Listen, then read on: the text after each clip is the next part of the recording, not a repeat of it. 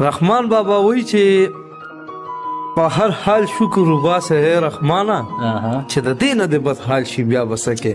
بالکل دا خبره صحیح او داسې ده. بیا د خاطره پرېږدي هغه وي چې حق ته خور نه مني په لاس کې تسبیح زړې کړې د بعضو هسې په جومات کې مصلې زړې کړې څه زمونږ خپله بېوسي وه څه د یار غمونه د وخت څپېړو مو بې وخته مشاهدې زړې کړې ډېر غریبان دي د علاج په تمه کټو خوړل ډېرو شتمنو په بکسونو کې پیسې زړې کړې او چېرته سبا رانه پوښتنه د خپل حق ونه کړي دلته یو شیخ خپلې خویندې په دې زړې کړې او خاطره دومره د غربت غېږه کې ژوند مې کړی ماله به راغلی چې د خان زوی به جامې زړې کړې.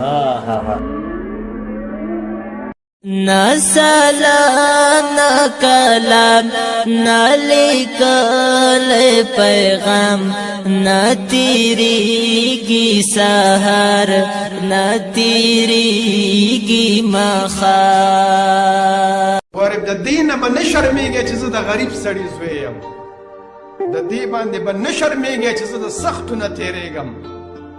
صاحب شاه صابر صاحب وایي زری زری شي چې رڼا ته رسي نور ته رسي ستوري د سختو نه تېرېږي چې سهار ته رسي. نو که ځان ستوري کول غواړئ او رڼا خوړول غواړئ نو د سختو نه به تېرېږئ نو ګورئ چې په دې ونه شرمېږئ په خپل حیثیت چې څه مو دی په هغې د خدای پاک شکر ادا کوئ او محنت. نا سلام نا کلام نا لیکل پیغام نا تیریگی سحر نا تیریگی مخار. رحمان بابا وایي چې په هر حال شکر وباسه اے رحمانه چې د دې نه دې بد حال شي بیا به څه کې.